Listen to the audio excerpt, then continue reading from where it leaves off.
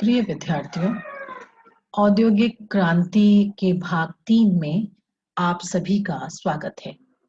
हम पूर्व के भागों में पढ़ चुके हैं कि किस प्रकार उद्योगों में क्रांतिकारी परिवर्तन हुए, उनके उत्पादन में, वितरण में और हर क्षेत्र में बहुत ज्यादा परिवर्तन हुए और इसीलिए 1750 के बाद के काल को औद्योगिक क्रांति के काल का नाम दिया गया।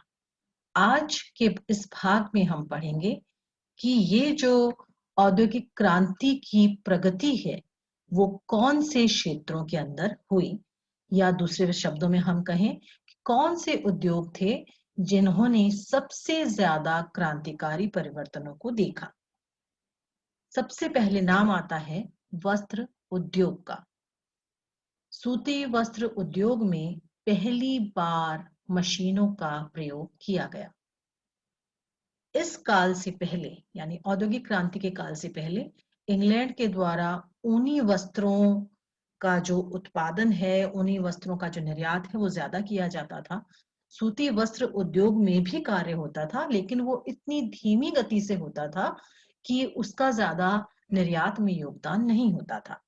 लेकिन सूती वस्त्र उद्योग में पहली बार मशीनों का प्रयोग किया गया और बहुत सारी ऐसी मशीनें आविष्कृत हुई जिन्होंने उत्पादन की घरेलू व्यवस्था को बदल दिया। घरेलू व्यवस्था यानी पहले घर में ही जो कपास है उससे अलग करके कपास और विनौले को, कपास से तार बनाया जाता था, उस धागे से फिर कपड़ा बनाया जाता था। तो एक घर में रहकर जितना कार्य हो सकता है उतना ही कार्य किया जाता था। लेकिन अब मशीनों का प्रयोग आरंभ हुआ। कौन सी वो मशीनें थी? सबसे पहले हम देखते हैं जॉन के ने एक फ्लाई शटल उसका निर्माण किया। इससे क्या होने लगा कि एक हाथ से तो व्यक्ति उस मशीन को हिलाता था और एक हाथ से वो बुनाई का कार्य कर सकता था। इस मशीन से पहले दोनों हाथों से वो अपनी बुनाई का कार्य करता था, लेकिन अब एक हाथ उसका अपनी मशीन को हिलाने के लिए फ्री था और दूसरे हाथ से वो बुनाई करता था, तो थोड़ी जल्दी बुनाई हो जाती थी। इसके बाद जेम्स हरग्रीव्स ने एक स्पिनिंग जेनी बनाई जिसमें एक साथ 8 धागे बनते थे। आप सब लोगों ने चरखा देखा होगा, तो आपने अगर उसमें सूत काटते हुए देखा है तो आप जानते होंगे कि एक हाथ में पोनी लेकर और फिर उस धागे को बनाया जाता है तो एक बार में एक धागा बनता है। यही प्रक्रिया पहले वहां पर भी होती थी, इंग्लैंड के अंदर भी। लेकिन जेम्स हरग्रीव्स ने स्पिनिंग जेनी बनाई, जो उन्होंने अपनी पत्नी के नाम पे उसको नाम दिया था जेनी। तो उसमें 8 धागे एक साथ बनना संभव थे। इसके बाद एक बहुत महत्वपूर्ण आविष्कार हुआ रिचर्ड आर्कराइट द्वारा। उन्होंने वाटर फ्रेम नामक मशीन बनाई, जो बिना मानव शक्ति के चलने वाली पहली मशीन थी। क्योंकि ये जल शक्ति से चलती थी, इसीलिए इसे वाटर फ्रेम का नाम दिया गया। इसका फायदा क्या था कि इससे जो धागे बनते थे वो महीन भी ज्यादा होते थे और मजबूत भी ज्यादा होते थे। लेकिन ये मशीन इतनी भारी थी कि ये बहुत छोटी जगह पर या कम आदमियों के द्वारा उठाई जा सके ऐसी नहीं थी। ये देखिए, चित्र में देखिए, आप चित्र में आप देख पा रहे हैं कि कितनी भारी मशीन है। और इस कारण इस मशीन को कई आदमियों द्वारा उठाकर एक बड़ी जगह पे रखा जाता था और फिर इस पर श्रमिक जो है वो काम करते थे। और यही कारण है कि इस वाटर फ्रेम ने कारखाना पद्धति को जन्म दिया। पहले जहां एक घर में बैठकर व्यक्ति वहीं अपना कार्य कर सकता था, लेकिन अब उन लोगों को एक बड़ी जगह पर जाकर इस मशीन पर काम करना होता था। इसके बाद जो आविष्कार हुआ वस्त्र उद्योग में वो था सैमुअल क्रॉम्पटन द्वारा बनाया गया स्पिनिंग म्यूल। इसमें स्पिनिंग जेनी और वाटर फ्रेम दोनों की ही विशेषताएं सम्मिलित थी। बहुत ही महीन और बहुत अच्छा धागा बनाती थी और एक बार में 400 धागे बनाती थी। इसके बाद एडमंड कार्टराइट ने पावर लूम का आविष्कार किया, जो शक्ति चालित करघा था, जिसे दूसरी जो शक्ति है उस शक्ति के माध्यम, मानव शक्ति के बिना अन्य शक्तियों से ही इसको चलाया जा सकता था। इसके बाद एल विटनी द्वारा कॉटन जिन नामक मशीन का आविष्कार किया गया, जिसका कार्य था कपास से उसके जो बीज है बिनोला, उसको अलग करने वाली मशीन थी। अभी तक अमेरिका से कपास आ रही थी इंग्लैंड में, और कपास और बिनोले को अलग करने का काम जो नीग्रो दास थे उनके द्वारा करवाया जाता था, लेकिन इस कार्य में बहुत अधिक समय लगता था। लेकिन जो कॉटन जिन, जिन नाम से ही लग रहा है जिन जो बहुत ही भारी भरकम काम को मिनटों में कर दे, तो ये कॉटन जिन जो है वो मिनटों में ही वो जो काम था उसको पूरा कर डालता था। तो इससे काम की जो प्रक्रिया, जो गति है, वो बढ़ गई। इसके बाद रिचर्ड रॉबर्ट्स द्वारा एक स्वचालित बुनाई मशीन बनाई गई। एलिस होवे द्वारा सिलाई मशीन का आविष्कार किया गया। इन सब आविष्कारों से क्या हुआ कि अधिक उत्पादन होने लगा, जल्दी उत्पादन होने लगा, और लागत भी कम आने लगी। पहले हर श्रमिक को आप पैसा देते थे, समय ज्यादा लगता था, श्रम ज्यादा लगता था, तो इस कारण लागत बढ़ जाती थी। लेकिन अब कम समय में अधिक उत्पादन हो रहा है, तो लागत भी कम पड़ रही है, और इसका परिणाम होने लगा अधिक मुनाफा। और जब अधिक मुनाफा हुआ तो पुनः उद्योगों में और पैसा लगा और उत्पादन और अधिक बढ़ता चला गया। इसके बाद बात करते हैं हम दूसरे उद्योग की, जो है आधारभूत उद्योग, जो औद्योगिक क्रांति के लिए बहुत आवश्यक थे, लोहा और कोयला। अब चूंकि मशीनों के निर्माण होने लगा, तो मशीनें लोहे से बनती थी, इसलिए लोहे की मांग भी बढ़ गई।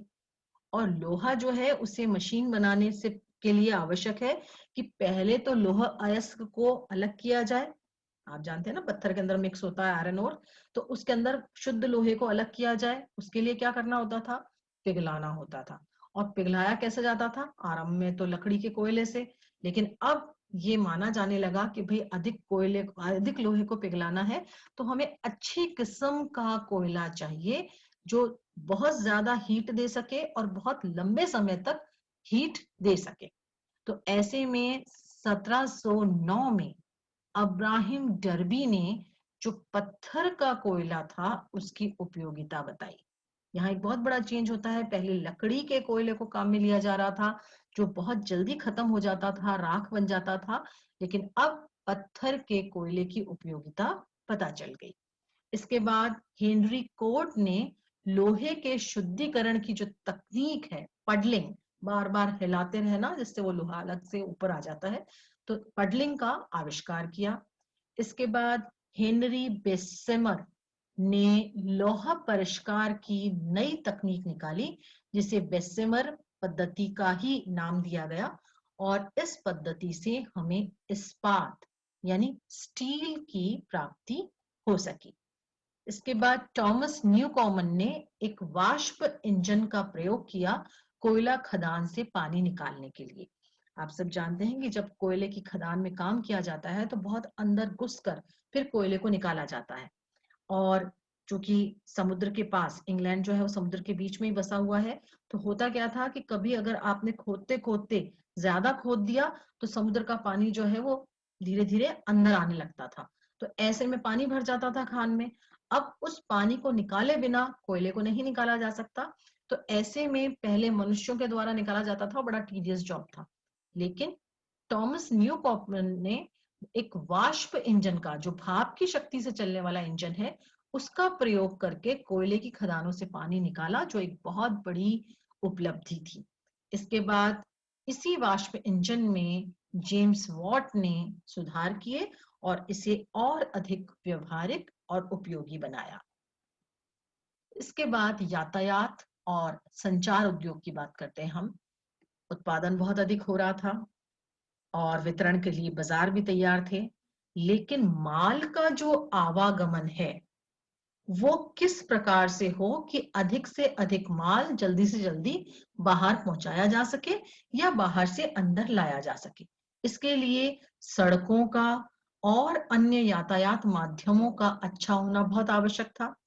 अभी तक बैलगाड़ियों के माध्यम से और उनके लकड़ी के पहियों के माध्यम से इस तरीके से चला जाता था, लेकिन अब लूडो मकाडम नामक एक व्यक्ति ने मैकेडमाइज्ड जो सड़कें हैं उनके निर्माण की तकनीक बताई। ये क्या थी कि पहले छोटे से मतलब पहले जो जगह है उसमें मिट्टी और उसके बाद छोटे छोटे पत्थर और उसके बाद एक पिघला हुआ कोलतार जो है ऊपर बिछा दिया जाए तो सड़क जो है वो बहुत ही मजबूत और बहुत ही अच्छी बन सकती है। जैसे कि डामर की सड़कें जो वर्तमान में बनती हैं, इसका जो शुरुआत है, जो आरंभ है, वो लूडो मकाडम ने किया था। इससे सड़कें बहुत ही मजबूत बनने लगी, अच्छी बनने लगी, तो यातायात उनके लिए सुगम हो गया, गाड़ियां उसके ऊपर बहुत आराम से जाने लगी। इसके अतिरिक्त लंबे कृत्रिम जलमार्गों का भी निर्माण किया गया। जहां नदियां थी ठीक है, जहां समुद्र है ठीक है, लेकिन जहां नहीं है वहां कृत्रिम रूप से नहरों का निर्माण किया गया ताकि जहाजों के माध्यम से बिल्कुल अंदर से माल लाया ले जाया जा सके। इसके बाद रॉबर्ट फुल्टन ने वाष्प चालित नौका का निर्माण किया। अभी तक जो भी जहाज थे, जो भी नौकाएं थीं, सब मानव शक्ति से चलाई जाती थी। और मानव श्रम से जो चीज होती है तो हम जानते हैं कि मानव जो है वो थक जाएगा तो उससे गति के अंदर थोड़ा अंतर आ जाएगा। लेकिन 1807 में रॉबर्ट फुल्टन ने भाप की शक्ति से नौका चलाने का आविष्कार किया और इस आविष्कार ने बहुत ही अधिक महत्वपूर्ण परिवर्तन लेकर आया, क्योंकि जो जहाज है वो जहाज भी अब इस शक्ति के माध्यम से चलाने की आरंभ किया जाने लगा।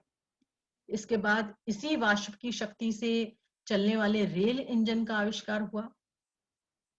जो जॉर्ज स्टीवेंसन हैं उन्होंने इसे और अधिक उपयोगी बनाया और चेंज करते करते उसमें आविष्कार में धीरे धीरे सुधार करते करते स्टीम लोकोमोटिव इंजन जो बना, उसकी सफलता के बाद अनेक देशों में रेल मार्ग डाल दिए गए। इसके बाद 19वीं सदी का जब अंत हो रहा था उस समय पेट्रोल इंजन का आविष्कार हुआ और आप जानते ही हैं कि अभी थोड़े समय पूर्व तक पेट्रोल इंजन जो है वो बहुत ही कारगर थे। इसके साथ वल्कनीकृत रबर का आविष्कार जो चार्ल्स गुडईयर द्वारा किया गया वो भी बहुत महत्वपूर्ण था। आपने मोटरसाइकिल्स में, ट्रक्स में, कार्स में, इन सब में आप टायर देखते हैं रबर के।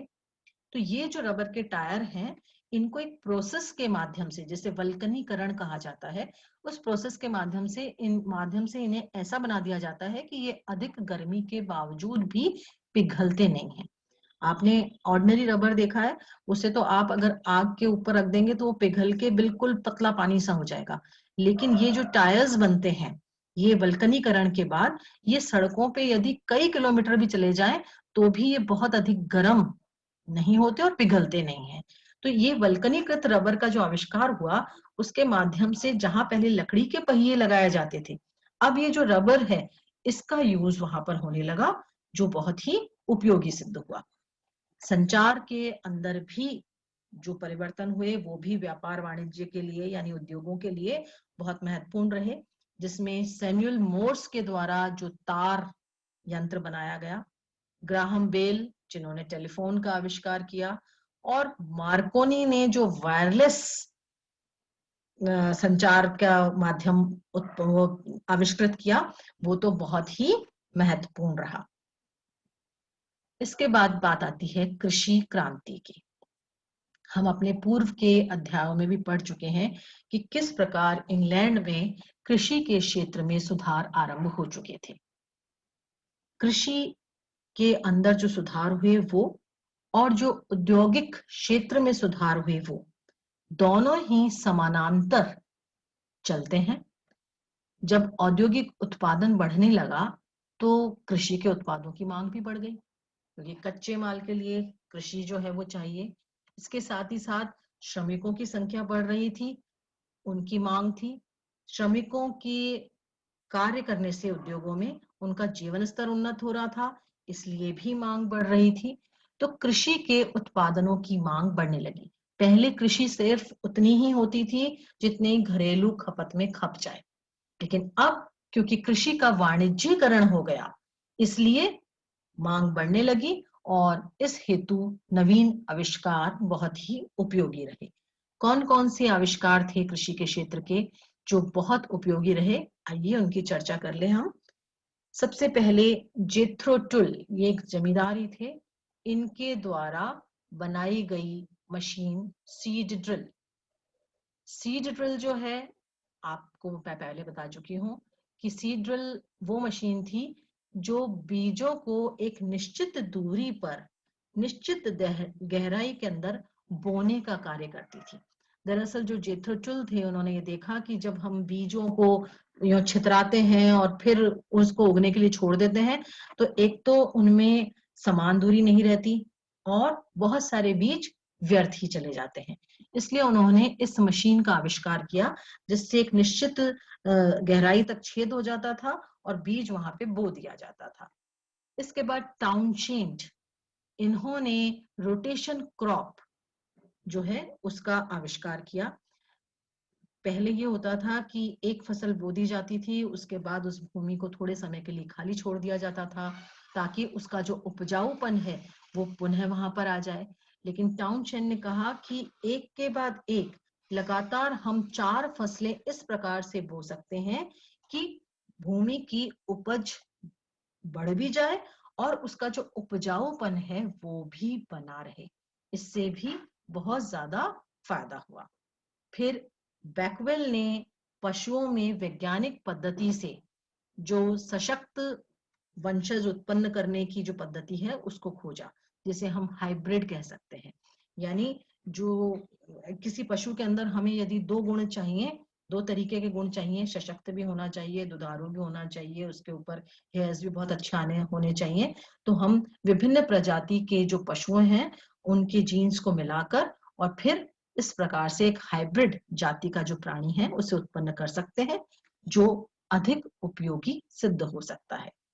इसके बाद आर्थर यंग ने एक बहुत महत्वपूर्ण काम किया कि ये जो कृषि में नवीन नवीन आविष्कार हो रहे थे उन पद्धतियों को प्रचारित करने का, उन्हें फैलाने का, लोगों को कहने का कि भाई इसे अपनाओ, ये जो मुख्य कार्य है ये आर्थर यंग के द्वारा किया गया है।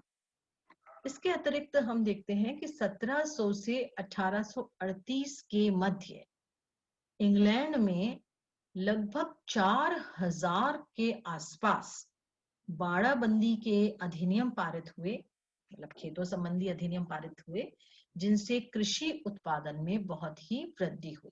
इसके अंतर्गत क्या किया गया था कि जो छोटे छोटे खेत हैं उनको बड़े भूस्वामियों को दे दिया गया, गवर्नमेंट के द्वारा बड़े बड़े कृषि फार्म्स बना दिए गए और उन कृषि फार्म्स में जब खेती की गई तो कृषि की जो उपज है वो बहुत ज्यादा बढ़ गई। हालांकि इसके बहुत से दुष्परिणाम भी हुए जो हम अपने अगले वीडियो के अंदर, जहां हम औद्योगिक क्रांति के परिणाम पढ़ेंगे, उसके अंदर हम इसे देखेंगे। इसके बाद 1840 में वॉन लेविक और फेडरिक वोहलर जो हैं उन्होंने रासायनिक उर्वरकों का प्रयोग किया। उन्होंने ये देखा, खोजा उन्होंने कि नाइट्रोजन है, फास्फोरस है, कैल्शियम है, यदि ये जमीन के अंदर अगर अतिरिक्त डाल दी जाए तो उपज के अंदर बहुत ज्यादा जो है प्रभाव पड़ता है। तो इस प्रकार रासायनिक उर्वरक जो है वो प्राकृतिक खादों की जगह लेने लगे। इसके अतिरिक्त और भी बहुत सारे ऐसे आविष्कार हुए जिन्होंने कृषि में क्रांति की, जैसे कपास ओटने की मशीन, यानी वही जिसके बारे में हम चर्चा पहले कर आए हैं कि कपास जो है उसे बिनौला से अलग करने वाली। इसके अतिरिक्त फसल काटने की जो मशीनें हैं वो भी बहुत उपयोगी रही और इस तरीके से इन विभिन्न क्षेत्रों में मशीनों के आविष्कार के द्वारा बहुत महत्वपूर्ण परिवर्तन हुए।